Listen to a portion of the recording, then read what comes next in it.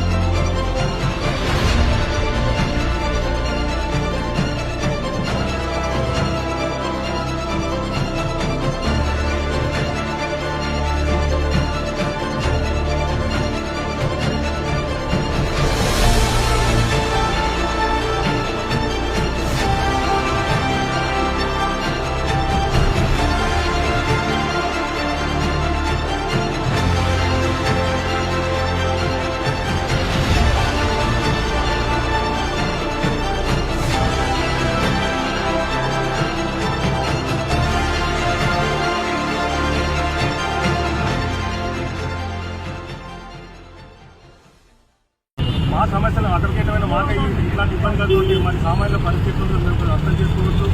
మరి గతంలో కూడా సిద్దిపేట కూడా ఇదే పరిస్థితి జరిగింది. అతర్కేతమైన పోలీసులు అటాక్ చేయడం జరిగింది. ఇప్పుడు ఈ మధ్య కాలంలో మేము ఈ విధుల బహిష్కరణ ఉన్నటువంటి కాలంలోనే మొన్న జనగాలో కూడా ఇద్దరు భార్యాభర్తల అడ్వకేట్లు వారు పోలీసులు వెళ్ళినప్పుడు వాళ్ళ మీద కూడా దౌర్జన్యం జరిగింది. ప్రతిరోజు కూడా పోలీసులు ఆగడాలు మితిమీరిపోతున్నాయి. ఇది ఎంతవరకు సరైనది కాదు. కాబట్టి మా ఉద్యమాన్ని ఇంకా ఉధృతం చేస్తామని చెప్పి కోరుతూ ఈ రోజే కాకుండా రేపు కూడా మేము అందరం కలిసి బార్ కౌన్సిల్ పోయి రెగ్యులర్గా వెళ్ళడం జరుగుతుంది. హైదరాబాద్ బార్ కౌన్సిల్కి వెళ్ళి మా రిప్రజెంటేషన్ మా సమస్యలకు చెప్పుకోవడం జరుగుతుంది. ఈ ఉద్యమం ఇంకా తీసుకోవడానికి మేము ముందుకెళ్తాం, ఉధృతం చేస్తాం. రాష్ట్రంలో పోలీసుల యొక్క దార్శనికానికి నిదర్శనం మొన్నటి సిద్దిపేట సంఘటన, ఈరోజు సిరిసిల్లలో జరుగుతున్నటువంటి సంఘటన, నిన్నగాక మొన్న జనగాం జిల్లాలో జరిగినటువంటి సంఘటన.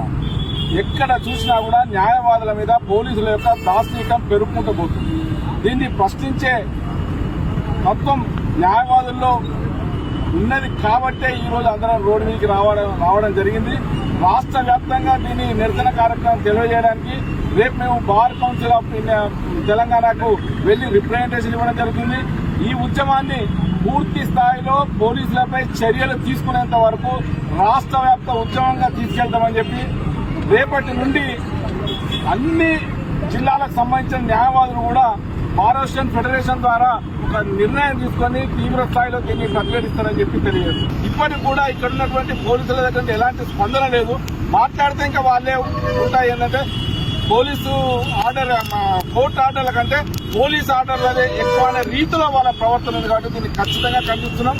న్యాయస్థానమే అల్టిమేట్ గా ఎప్పటికైనా న్యాయస్థానమే సుప్రీం. కాబట్టి న్యాయస్థాన ఉత్తర్వులను వాళ్ళు ధిక్కరించినట్టయితే వాళ్ళ మీద కఠినమైన చర్యలు తీసుకోవాలని.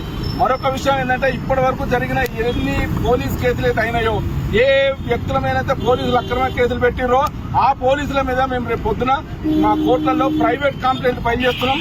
ఆ ప్రతి ఒక్క ఐఓల మీద కూడా మేము కేసులు రిజిస్టర్ చేస్తాం. వాళ్ళకు కూడా న్యాయస్థానం యొక్క విలువ చేస్తాం. వకీల యొక్క విలువ ఎంత వాళ్ళకి తెలియజేసినట్టు చేస్తాం.